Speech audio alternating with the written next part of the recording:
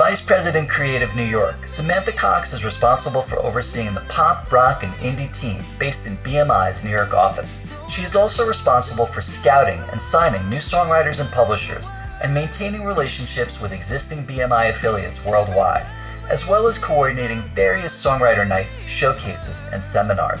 Samantha plays an important role in the lives of songwriters, helping them build their careers through a number of outlets, including assembling their team, setting up collaborations, and educating songwriters on the mechanics of the music industry. She was promoted to this role in 2017. Previously, Cox was Assistant Vice President, Creative, New York at BMI, where she launched several successful programs, including BMI's Speed Dating for Songwriters, BMI Pick of the Month, the annual BMI Acoustic Brunch at the South by Southwest Festival, and the 8-week Songwriters Workshop. As a 20-year veteran of BMI, Cox has been a critical force in the songwriter community and has been instrumental in shaping the careers of numerous BMI songwriters, including Lady Gaga,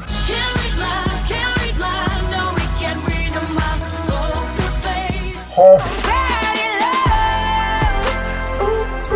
Ammar Malik,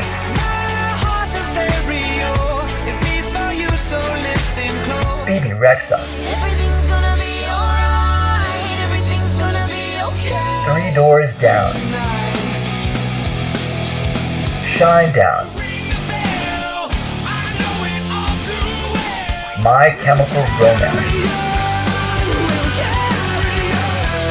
Howie, Yeah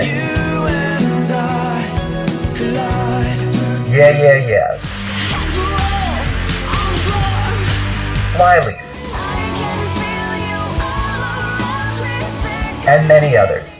In addition to cultivating the careers of BMI's songwriters and composers, Cox also developed and maintained key relationships with managers, attorneys, business managers, agents, and record label executives.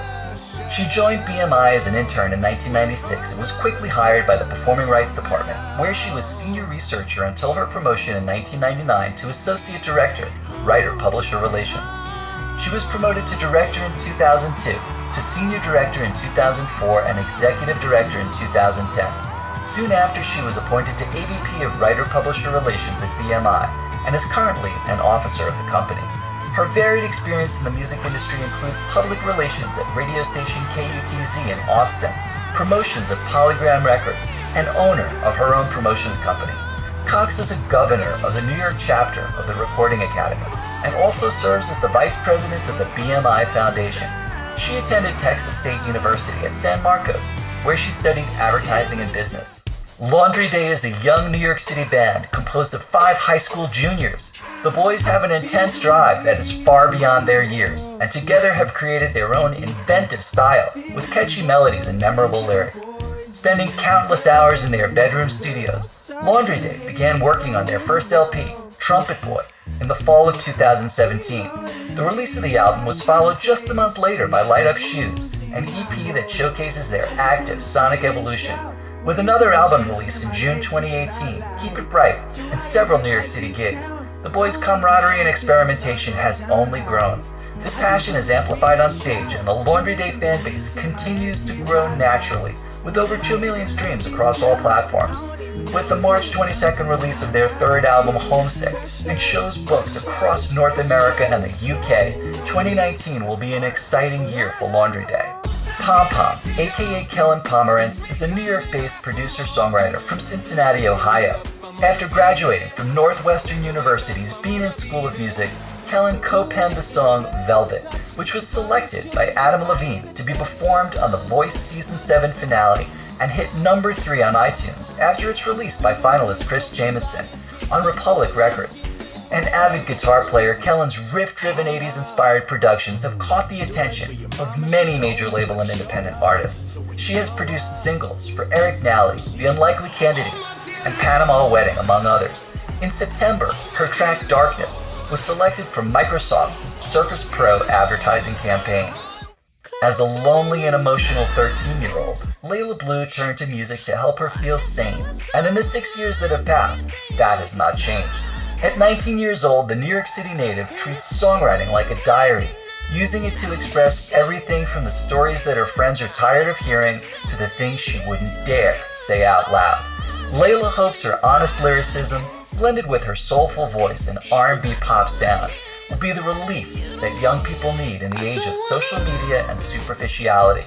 She is currently in the studio finishing her first EP, titled Songs for Boys That Didn't Text Me Back, which will be released in the summer of 2019. Leyla is a 2018 recipient of the Songwriters Hall of Fame Abe Ullman Scholarship, chosen by BMI.